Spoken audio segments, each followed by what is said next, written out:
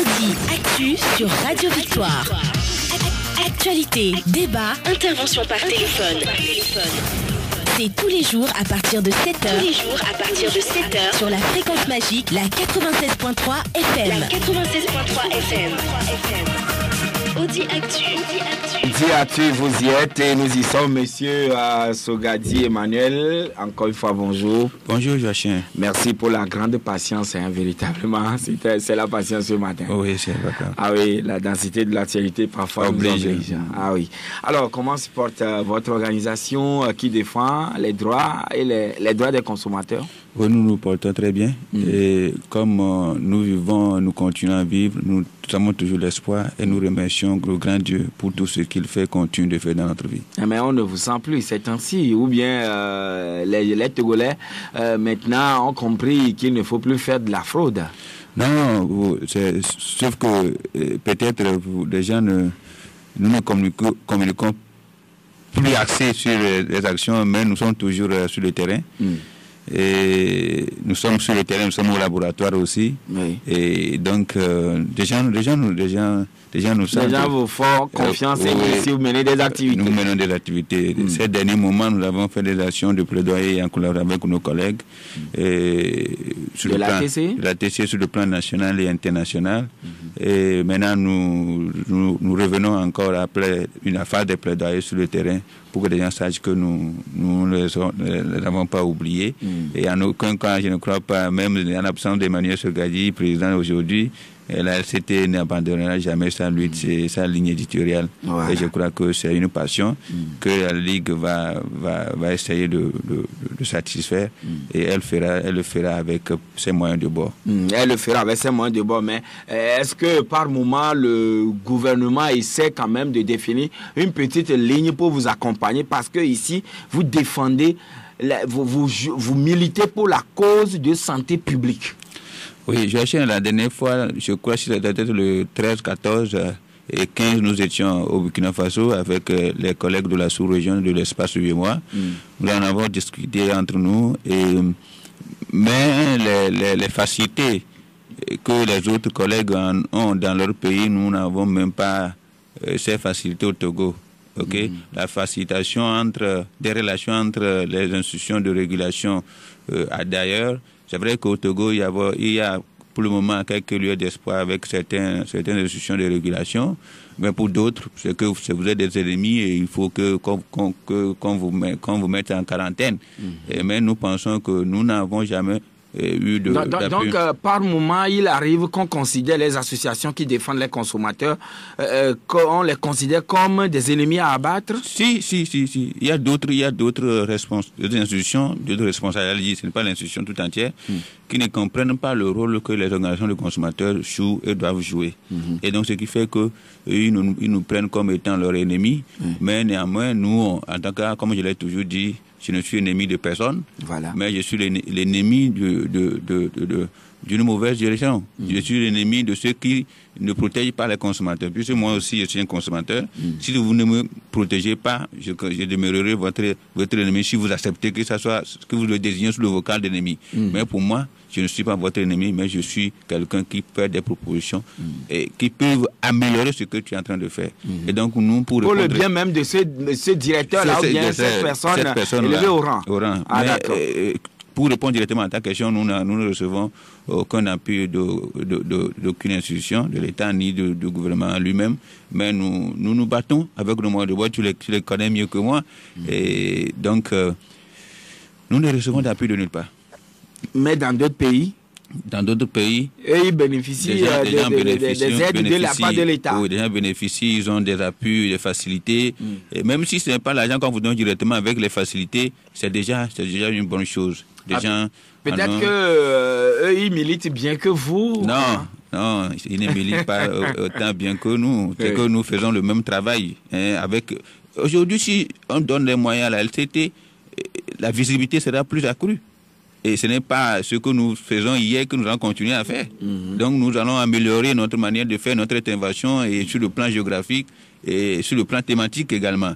Mais si nous restons sur ce que nous sommes en train de faire aujourd'hui avec le moyen de bord, je suis désolé de le dire, on ne pourra pas faire comme on dit là, on a l'habitude de dire, la plus belle femme du monde ne peut donner que ce qu'elle a. Et donc nous ne pourrons que donner ce que nous avons. Mais je promets que aussi bien avec mon bureau que les autres qui vont venir, ils mettront le paquet, le nécessaire, le sacrifice et la disponibilité pour faire ce qu'ils peuvent faire. Voilà. Alors, Monsieur Sogadi, très bientôt, disons la semaine prochaine, la morgue du CHU Sylvanus Olympio sera fermée. Et ceci pour 3 mois. Qu'est-ce que cela suscite en vous? Je crois que cette décision du ministre de la Santé nous amène à revenir sur son projet de contractualisation. Parce que d'abord, c'est un projet qui, nous avons cru, nous avons mis notre espoir sur le projet. Parce qu'en temps, il nous avait invités, d'autres organisations de la société civile, nous étions dans son cabinet, dans sa salle de réunion.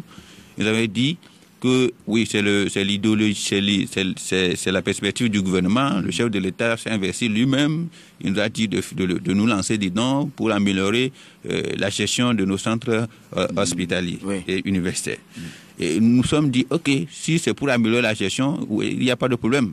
Mais nous lui avons posé, je crois bien qu'il y a une dame je préfère taire son nom, qui avait dit, mais dites-nous si ce sont des ONG ou bien des sociétés étrangères qui viendront faire cette contractualisation. Il a dit, nous préférons commencer avec ceux qui ont des expériences.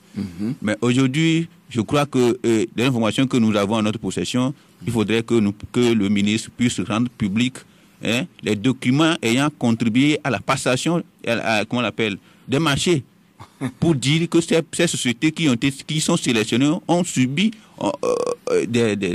la procédure normale. Et nous sommes en train de nous préparer très bientôt. Nous allons envoyer un courrier au ministre de la Santé, à l'RMP pour demander de nous transmettre les rapports qui ont bien le document qui prouve que des sociétés qui ont été sélectionnées pour la gestion de projets de contractualisation de nos centres hospitaux, que nous puissions avoir copie de ça. Parce que nous ne croyons plus, il ne faut pas que des gens continuent à gérer ces centres-là avec des relations personnelles. Je le dis bien, des relations personnelles, on ne peut pas continuer à ça. Pour ce qui concerne ta question, nous voulons inviter le ministre à revenir sur la décision.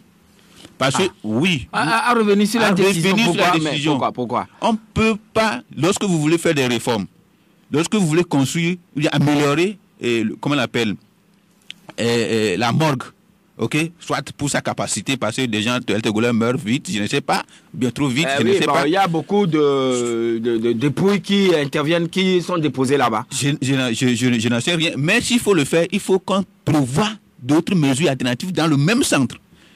Dans le même centre. Est-ce que lorsque des gens seront obligés d'amener leur corps à Neho, à la morgue privée d'Aneho, à Japamé, à Lomé-Komi, oui, c'est à Lomé-Komi. Sur la route il y a un village sur la route de Palimé, là j'ai oublié un tout petit peu le nom.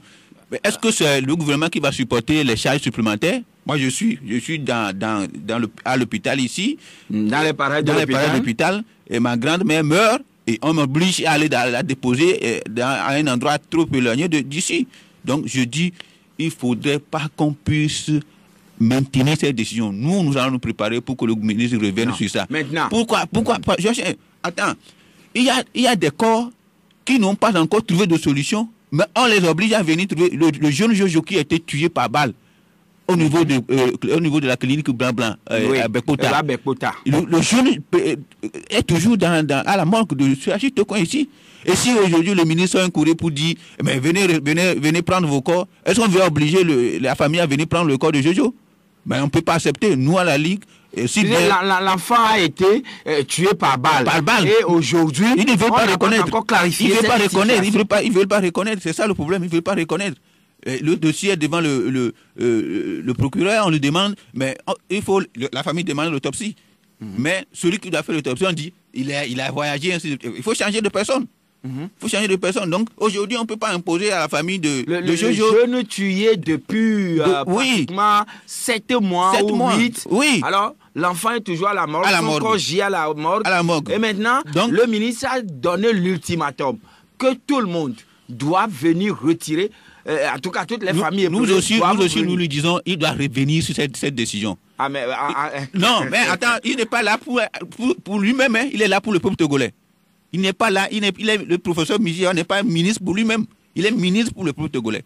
Donc à votre entendement, des travaux en amont auraient pu être faits. C'est ça. Avant. Si aujourd'hui on dit qu'on va réduire la capacité de la morgue.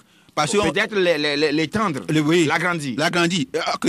Pour cette période de 3 mois, nous allons dire que nous n'allons plus prendre trop de corps. Oui. Ok. Donc ça veut dire que nous allons réduire la capacité. Si c'était 20, c'est un exemple parmi tant d'autres. Si c'était 20, ok, nous allons conseiller d'autres personnes de préférence d'aller ailleurs. Ok. Ça c'est une autre politique. Mais lorsqu'on dit revenez prendre vos corps, non, vider complètement la morgue. Nous, il faut si ces collaborateurs sont à l'écoute, nous sommes en train de lui dire qu'il doit revenir sur cette décision. Parce qu'il y a des corps qui sont des corps problématiques, c'est-à-dire que dans le cas de Jojo, et que le procureur n'a pas encore donné la décision pour que l'autopsie... Il y a parfois aussi des corps qui sont des victimes d'accidents dont on n'a pas encore reconnu les parents. Les parents. Ou bien là, on va aller les enterrer dans une fosse commune. Comment ça va se passer? C'est lui qui va nous donner, seul le ministre va nous donner cette réponse. Ce que je vais ajouter, il y a des corps de 2005. Il y a des gens qui sont venus entre-temps à la Ligue des droits de l'homme et ils nous ont dit que nous avons notre corps. Ils ont donné le document qui prouve que le corps a été déposé au CHU Campus. Et après, de 2005. De 2005. Donc, jusqu'à présent, où on va retrouver ces corps? Si le ministre nous dit aujourd'hui, venez, est-ce qu'ils ont un endroit où ils vont déposer ces corps là-bas? Les gens n'ont pas encore pris leur corps pour aller les enterrer. 2005, je pèse bien mes mots, je répète bien. Et donc, il faudrait que le ministre revienne sur cette décision. Parce que je ne veux pas, j'ai lu de communiquer sur les réseaux sociaux, ainsi de suite. Je ne savais pas que le dossier allait venir sur la table ce matin. Mais je suis en train de dire au ministre, pour faire ce qu'il est, je le considère avec tout le respect possible. Et la Ligue des consommateurs du Togo également lui doit ce respect. Mais nous voudrons qu'il revienne sur cette décision. Nous n'allons pas accepter, que cette décision... Le ministre a pris des dispositions. Et ces dispositions... Quelles sont ces dispositions prises? Maintenant, la morgue du CHU Sylvanus Olympio ne travaillera plus à partir du 16 juillet.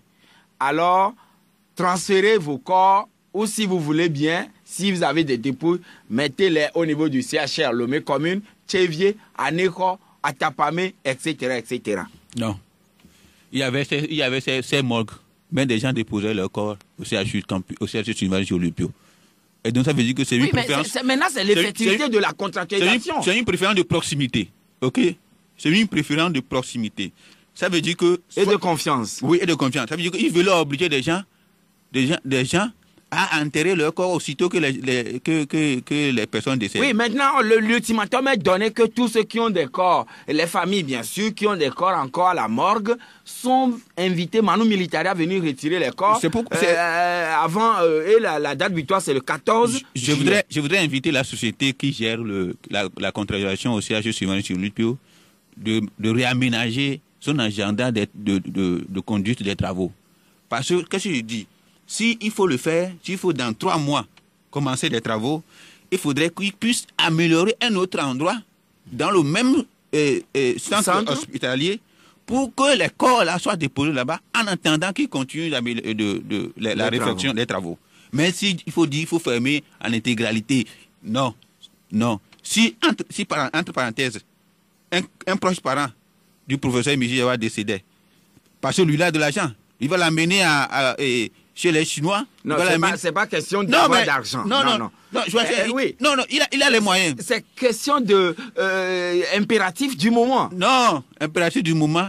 Juste, on est d'accord qu'il puisse. Mais est-ce que c'est, disons, les choses telles qu'elles doivent se faire, est-ce que la priorité là, c'est la morgue? La priorité, c'est la morgue. Oui, là, c'est une autre paire de manches. La priorité, c'est pas la morgue. Pourquoi ils n'ont pas commencé par la pédiatrie? Donc, en principe, on aurait pu commencer les travaux de contractualisation au niveau du CHU par la maternité, les services concernés avant de venir à la morgue. Où nos femmes accouchent sous le sol. La maternité, la pédiatrie. Entre-temps, mon enfant était malade, on est resté avec les moustiques. Joachim, il y a autre chose prioritaire au champ surveillance que la réflexion de la morgue. Ah oui, alors, à votre entendement, ici, c'est vrai, le ministre, c'est un musulman, mais tous les Togolais ne sont pas musulmans, tous ceux qui viennent déposer les corps là-bas. Mais quand même, aujourd'hui, est-ce qu'on ne peut pas adopter l'attitude d'un musulman? Aussitôt la personne décède, vous l'enterrez et puis bon, c'est fini. Non, on ne peut pas. Du moins. Non, on ne peut pas. Pourquoi? Mais si vous ne voulez... Mais si les musulmans arrivent à le faire, nous aussi, on peut le faire aussi. Oh non, mais c'est leur religion, c'est leur foi, leur foi religieuse. C'est pas question de foi, mais bon... Nous, on ne croit pas au fait qu'un parent décède aujourd'hui, on l'enterre le soir. Non, nous, ce n'est pas notre coutume. Et le Togo étant un pays laïque, ouais, tout le monde doit faire ce qu'il veut, selon la laïcité. Et donc, pour moi, il faut que le ministre, je le répète bien, revienne sur sa décision. À la sortie de cette émission, nous allons lui adresser une lettre officielle pour dire que nous ne sommes pas d'accord sur ça. Et secondo... Et pensez-vous que le ministre va... puisque c'est le chef de l'État lui-même qui est venu lancer l'opération. Alors, cette décision ne serait pas prise à l'insu du chef de l'État. Non, le chef de l'État ne peut pas dire... demander aux gens de ne plus de venir évacuer leur corps. Est-ce que le chef de l'État a dit de venir évacuer le corps de Jojo? Non, mais le corps de Jojo, ça m'intéresse beaucoup parce qu'il y a un cas, c'est un cas particulier. Donc, une bavure militaire à l'époque. Et le chef de l'État n'a rien dit au ministre. C'est le ministre qui pense qu'en faisant ainsi, il est en train le ministre a proposé une solution alternative. La solution n'est pas bonne. Mais aller déposer les corps au niveau du CHR Lomé commune. Peut-être sa capacité, je n'en sais rien. Non. Ah d'accord. Nous, on n'est pas d'accord. Nous allons marquer la pause et on revient tout de suite sur l'interpellation que vous faites à la APLUSIA, c'est-à-dire Haute Autorité de Prévention de Lutte contre la Corruption et les infractions assimilées. Audi Actu, c'est du lundi au vendredi de 7h à 8h20 sur Victoire FM. Audi Actu, messieurs et dames, retour donc en studio avec notre invité. Il s'agit de monsieur Emmanuel Sogadi. Alors, tout à l'heure, on l'avait dit, mais quand même, avant de pouvoir parler de la lutte contre la corruption, le pillage des deniers publics, je pense que concernant la morgue toujours, ceux qui ont leurs cadavres, si je peux le dire ainsi, à toutes mes excuses, ou bien des corps à la morgue, je pense qu'ils peuvent les transférer vers d'autres centres s'ils ne sont pas encore prêts pour les cérémonies d'enterrement. Oui, c'est vrai que la décision, elle est prise, quoi qu'on dise. Non, la décision, c'est un communiqué qu'il a donné, mais il peut revenir sur la décision. Les Togolais disent, nous, les Togolais qui ont confiance en nous et que nous défendons, disent qu'ils ne sont pas d'accord sur cette décision. Et donc, ce n'est pas une loi qui s'impose à... Non, c'est un communiqué que le ministre a dit, ça veut dire que c'est une prétention, une intention qu'il veut faire. Donc nous, cette intention, nous voudrons le dire au professeur qu'il faut qu'il revienne sur cette intention, parce que nous ne pouvons pas continuer à subir cette manière de faire. C'est pas un diktat. Non, mais c'est une manière, cette manière de faire. Je ne crois pas dans un pays normal, mais dans un pays où ils auraient fait leurs études, qu'on pourrait prendre cette décision comme ça pour dire, mais les corps là où vous êtes, il faut du respect aux personnes qui sont décédées. Il faut du respect en leur mémoire. Parce qu'aujourd'hui, c'est vrai que la chair n'est plus rien, mais c'est l'image ou bien ce que la personne a été lorsqu'elle vivait qu'on respecte. Et donc, il ne faudrait pas qu'on impose aux gens d'aller prendre leur corps. Je crois que les informations que nous avons, cette décision ne doit pas passer. Ah bon? Elle ne doit pas passer. C'est une décision à revoir. Elle ne doit pas passer. Oui, donc, mais nous invitons le ministre, le professeur Mijiawa, à aller sur d'autres priorités que la priorité de la réflexion de la morgue. La première priorité, c'est la maternité. La seconde, c'est la pédiatrie. Et suivra les autres, quoi. Maintenant, l'autre chose, c'est que des chefs traditionnels de plusieurs villages dans lesquels des zones minières estiment que c'est vrai, on exploite leur sous-sol. Cependant, c'est des endroits où règne la pauvreté à outrance. Comment on peut expliquer cette situation? contradictoire, paradoxal. Vraiment contradictoire, parce que les gens ont voulu ainsi, les gens veulent que ça, qu'on maintienne les autochtones des zones d'extraction dans la pauvreté, pour que lorsqu'il y a des périodes électorales, on puisse passer, les distribuer des t-shirts, puisse distribuer des 1000 francs, 2000. C'est une réalité, donc. C'est un peu politique. Non, mais c'est pas politique. Oui. C'est un constat. Tu sais, vous savez que la Ligue intervient aussi dans le domaine du secteur extractif. Donc, nous connaissons la réalité. Qu'est-ce qu'il faut faire? On maintient les populations dans une situation pour pouvoir continuer à les dominer. Aujourd'hui, nous avons l'habitude, nos collègues, les autres organisations qui sont dans le domaine qui travaillent dans le domaine de la transparence dans le secteur extractif, nous sensibilisons, nous allons sur le terrain et heureusement que nos collègues de SAADD ont fait un travail avec ces communautés affectées à la base affectée. Et donc c'est juste pour dire que la loi de 2011 qui réaffecte une certaine proportion aux communautés de base pour qu'elles puissent travailler et faire des investissements dans la responsabilité sociétale de ces multinationales vis-à-vis donc des communautés locales. Oui, donc c'est une bonne initiative à l'époque, mais sauf que actuellement nous constatons que quelques sous rétrocédés aux populations autochtones ne sont pas aussi bien gérés. Okay?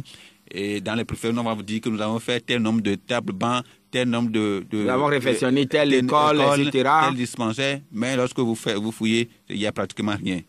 Ça, c'est un autre terrain sur lequel nous allons évoluer. Mais nous pensons que les décisions auxquelles nous attendons, il faut que les ministres en charge des mines et de l'énergie puissent, et de la fonction, parce que lorsque des gens travaillent dans des conditions d'insécurité et dans la zone... dans les zones minières, par exemple Wassem, tout ça là, des gens meurent à longueur de journée, mais ils sont là pour travailler. Mais c'est pour ce qui fait que nous voudrons que les gens puissent améliorer les conditions de travail. Maintenant, en améliorant les conditions de travail, les études d'impact environnementaux qui ont conduit à l'installation des entreprises, il faut qu'on puisse respecter les recommandations de ces études d'impact environnementaux. Et donc, il faudrait que nous puissions également être regardants, nous, organisations de la société civile. Disent quand même, hier, ils disaient dans leur déclaration luminaire, nous dénonçons avec force les conditions d'expropriation des habitants de nos localités situées entre 40 et 90 km au sud-est de Lomé, qui se sont vus confisquer des milliers d'hectares de terres arables, à Kinikondi au profit des entreprises minières d'une part, et d'autre part réduits à la mendicité, parce que confrontés à une dégradation et pollution excessive des sols causée par l'exploitation sauvage des ressources minérales. Je suis d'accord. Je connais la situation.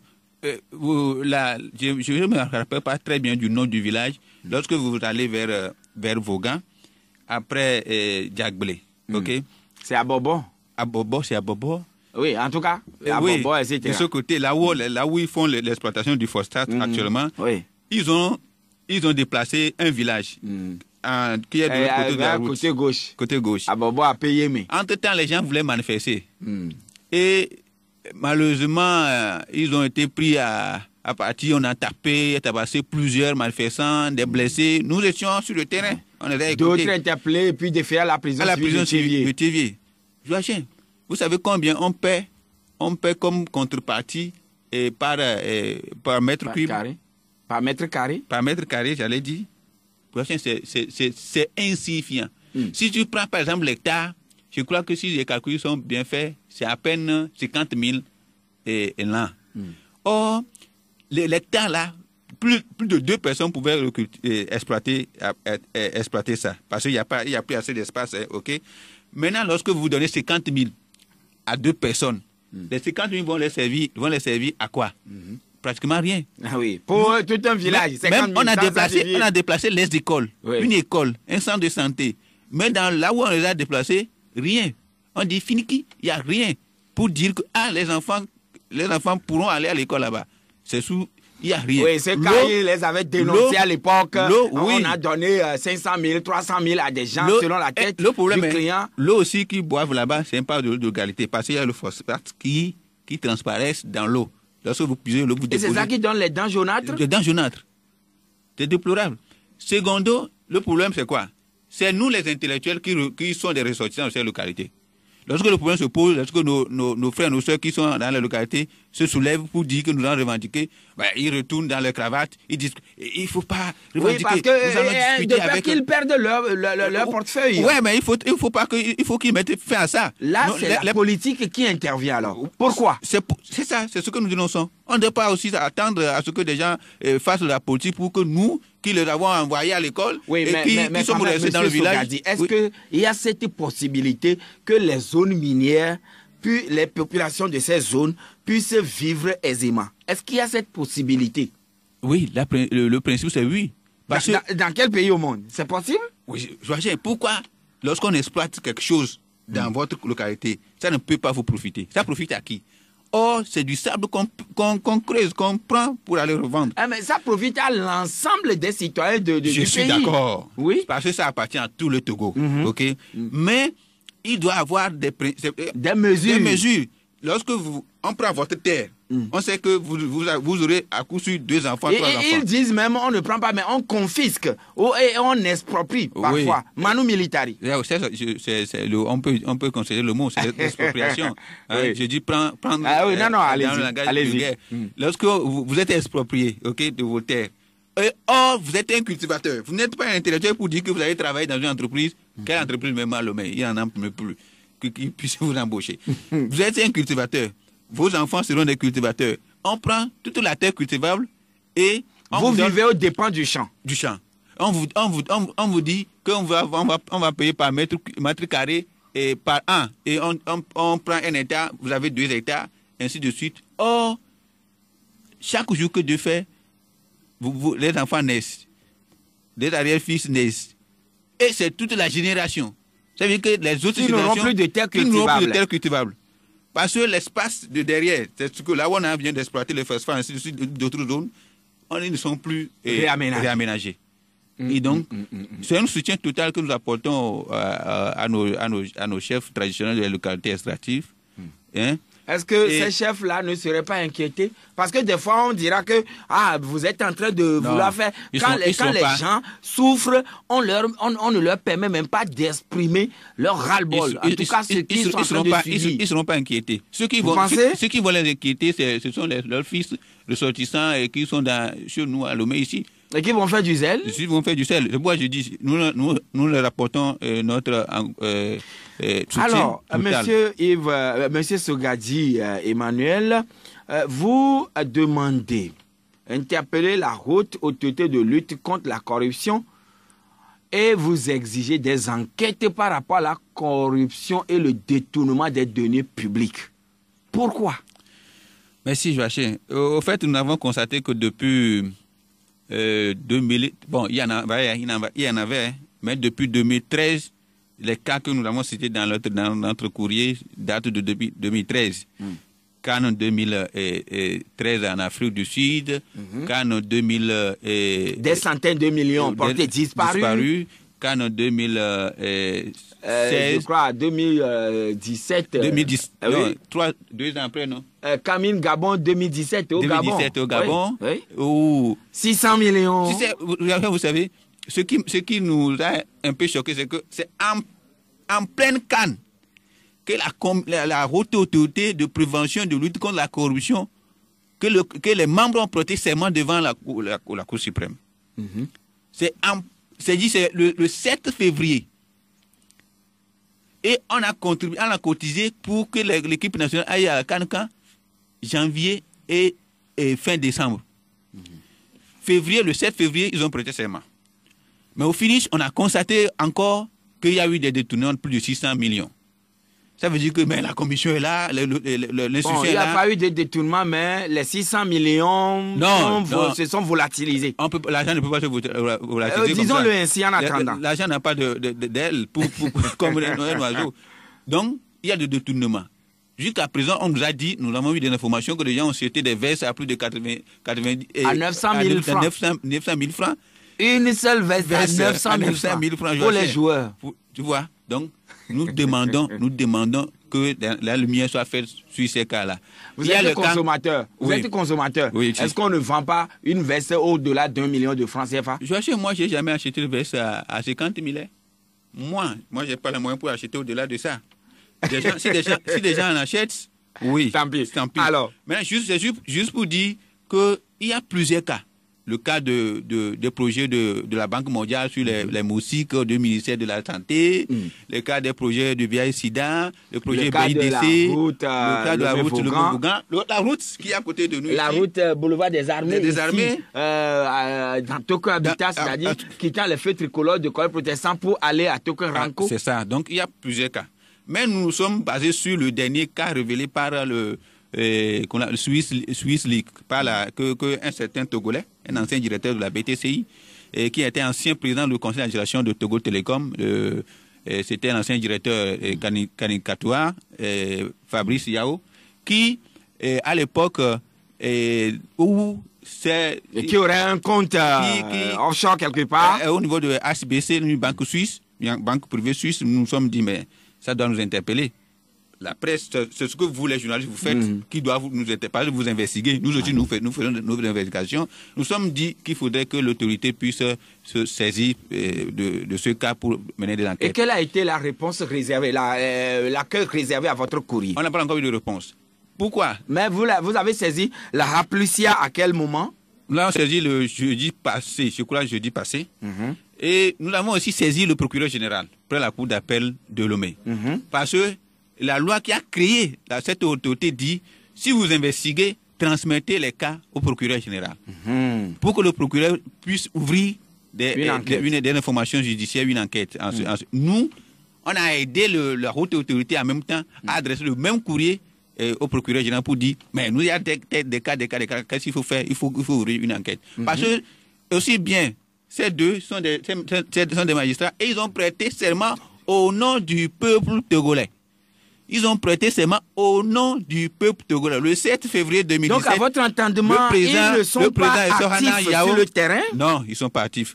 Le président Sorana Yao et les autres collègues et les 6 autres membres ont prêté serment, je le jure, au nom du peuple togolais. Donc, par conséquent, le peuple togolais veut qu'il mais il y a une loi, une disposition aussi, si vous détournez une somme colossale, et que en 5 ans, vous n'avez jamais été inquiété, alors c'est déjà prescrit, on ne vous poursuivra plus. Vous le savez?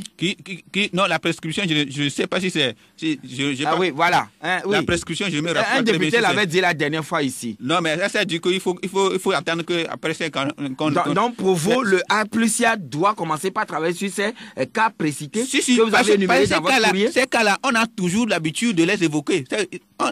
Oui, maintenant, à supposer que moi j'ai pris ce fonds pour aller faire quand même la campagne ou bien soutenir mon village, etc., avec quelques projets. Le fonds n'est pas destiné à ça. Oui. Le fonds n'est pas destiné à ça, à faire un autre projet que ce que... Le fonds n'est pas destiné à ça. Si moi, peut-être, j'ai détourné et que je me retrouve dans le même parti politique que le président de Raplucia, est-ce que le président de Raplucia peut me poursuivre? Oui, la loi l'oblige la loi dit, nous avons présumé de l'indépendance de ces institutions. Et le juge Gamato, si j'ai bonne mémoire, le jour où il prêtait serment a dit que vous devez demeurer indépendant parce que vous avez une institution créée par la loi et vous devez être indépendant.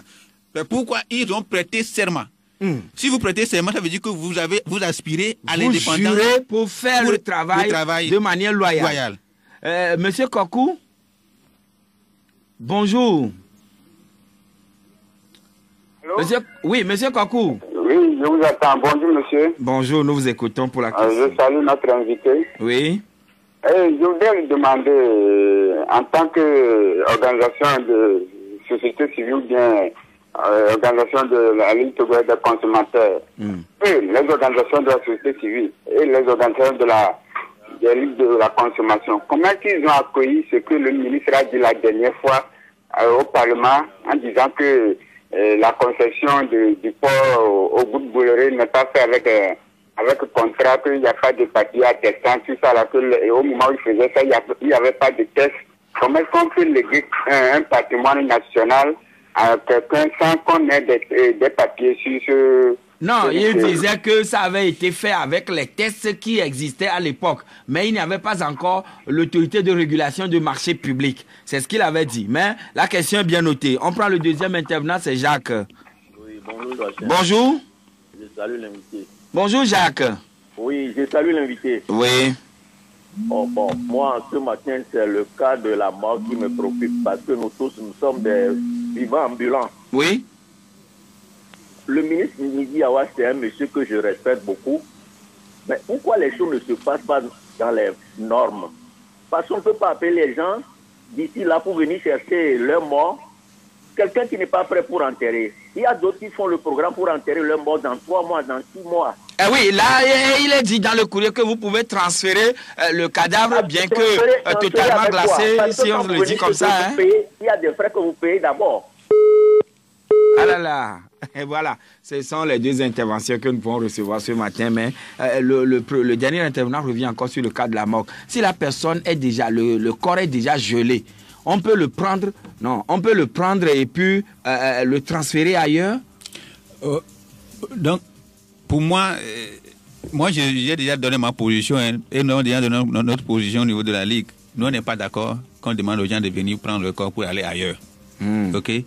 Parce qu'il y a d'autres... Il y a des gens qui ont perdu leurs parents et leurs frères et leurs soeurs ne sont pas au pays. Et si les gens ne viennent pas chercher les corps à la morgue, on doit faire des travaux là-bas. C'est ça. On va poser cette question au ministre. Si les gens refusaient de venir prendre le corps, qu'est-ce qu'il va faire de ces corps? Okay. Il va les enterrer dans des fosses communes. En tant qu'organisation de la société civile. Et il répondra devant la justice. Et en tant qu'organisation de la société civile, qu'est-ce que vous dites par rapport au propos du ministre Union Femmes devant les députés la dernière fois concernant le cas Bolloré? Pour le cas de Bolloré, nous sommes toujours au laboratoire. Nous travaillons sur ce cas. Vous investiguez? Nous travaillons sur ce cas. Quelle que soit la déclaration du ministre Union Femmes, c'est lui qui fait sa déclaration. De quelle manière le marché a été concédé, le port a été concédé à Bolloré, on n'en sait rien pour le moment, mais nous sommes au laboratoire au moment opportun. Nous allons rendre public nos stratégies et ce que nous avons à faire de ce cas de Bolloré. Mais je dis aux Togolais que c'est un cas qui nous intéresse vivement et nous ne pensons pas que nous allons croiser les bras sur ça. Monsieur Emmanuel Sogadi, merci d'être venu chez nous ce matin. Merci Joachim, merci auditeurs et auditrices qui nous ont suivis. Merci, messieurs et dames, c'est la fin. Alors, derrière la baie vitrée, il s'appelle Messan Haïté. Tout de suite après nous, vous allez retrouver Nessie Rakogo pour le journal en EV. N'oubliez pas, à 13h, nous sommes là tout comme à 18h. Excellente journée à toutes et à tous.